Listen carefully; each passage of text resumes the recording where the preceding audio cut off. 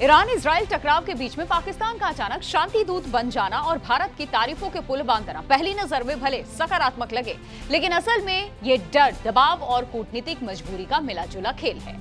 रूस में पाकिस्तान के राजदूत फैसल नियाज तिर्मिजी का नया बयान सामने आया कि भारत और पाकिस्तान के बीच में परमाणु ठिकानों पर हमला न करने की बेहतरीन परंपरा रही है। दरअसल दुनिया को एक मैसेज देने की कोशिश है, हमें भी जिम्मेदार परमाणु ताकत समझो। लेकिन सवाल उठता है कि क्या ये वही पाकिस्तान नहीं है जो हर बड़े तनाव के वक्त में न्यूक्लियर कार्ड खेलकर दुनिया को डराने की कोशिश करता रहा। पश्चिम एशिया में हालात अचानक बिगड़ने के बाद पूरी दुनिया की नजर एक बेहद खतरनाक संभावना पर टिक गई। अगर परमाणु ठिकानों को निशाना बनाया गया तो फिर क्या होगा? इजराइल द्वारा ईरान के बुशहर जैसे संवेदनशील परमाणु संयंत्र पर हमले की चर्चा ने इस डर को और गहरा कर दिया।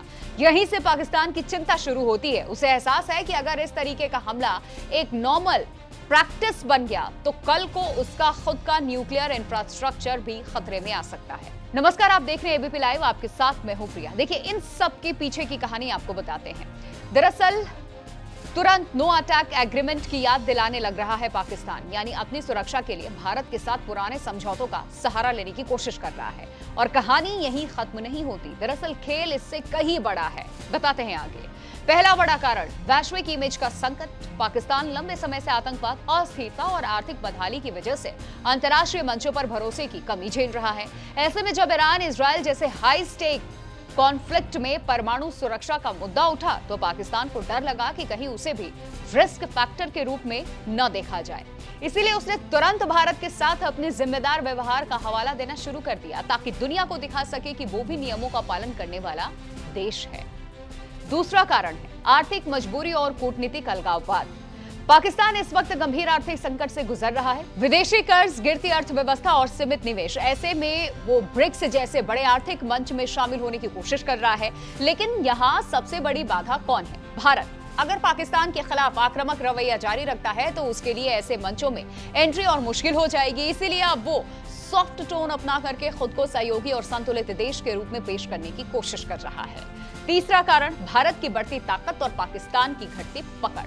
आज भारत वैश्विक राजनीति में एक स्थिर, भरोसेमंद और निर्णायक शक्ति बन चुका है। चाहे G20 हो, इंडो पैसिफिक रणनीति हो या फिर मिडिल ईस्ट की कूटनीति, भारत की भूमिका लगातार मजबूत हुई है। इसके उलट पाकिस्तान की अंतर्राष्ट्रीय पकड़ कमजोर हुई और यही वजह है कि अब पाकिस्तान खुलकर के टकराव के बजाय संवाद और मध्यस्थता की बात करता रहा है।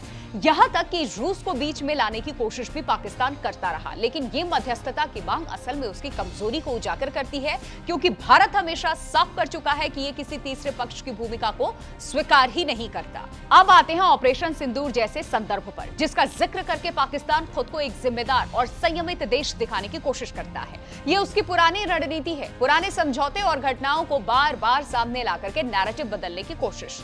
लेकिन सच्चाई ये है कि भारत की नीति हमेशा स्पष्ट रही, शांति भी, लेकिन जवाब भी। भारत ने हर बार दिखाया है कि अगर उकसाया गया तो वो कड़ा जवाब देगा और अगर बातचीत का रास्ता अपनाया गया तो वो भी इसके लिए तैयार रहेगा। पाकिस्तान के बयान में एक और दिलचस्प पहलू है, अमेरिका के राष्ट्रपति डोनाल्ड ट्रंप का जिक्र। पाकिस्तान ये दिखाने की पूरी कोशिश कर रहा है कि उसने हमेशा तनाव कम करने के लिए अंतर्राष्ट्रीय मदद का स्वागत किया, लेकिन भारत का स्टैंड हमेशा साफ रहा है।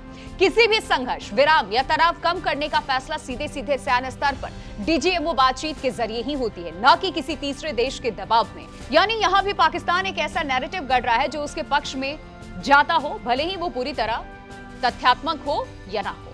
अब सबसे अहम बात, पाकिस्तान के ये बदला हुआ रवैया अस्थायी नहीं बल्कि परिस्थितियों के अनुकूल है। जैसे ही हालात सामान्य होंगे, वही पुरानी बयानबाजी, वही सीमा पार तनाव और वही राजनीतिक खेल फिर सामने आ सकते हैं, क्योंकि पाकिस्तान की आंतरिक राजनीति और सेना चलित रणनीति अक्सर बाहरी तनाव पर ही टिकी रहती है। तो निष्कर्ष अब बिल्कुल साफ है इसका। ईरान युद्ध ने पाकिस्तान को आईना दिखा दिया। उसे एहसास हो गया है कि परमाणु दुनिया में अस्थिर देशों की कोई जगह नहीं होती है। इसीलिए आज वो भारत की तारीफ कर रहा है, गारंटी की बात कर रहा है और खुद को जिम्मेदार दिखाने की कोशिश भी कर रहा है। लेकिन ये दोस्ती या बदलता नजरिया नहीं, ये डर, दबाव और वैश्विक मंच पर अपनी जगह बनाने की कोशिश है। यानी जो पाकिस्तान कल तक भारत को चुनौती देता था, वही आज भारत की स्थिरता और जिम्मेदारी का उदाहरण देकर के खुद को बचाने की कोशिश कर रहा है। और यही इस पूरे खेल की सबसे बड़ी सच्चाई है।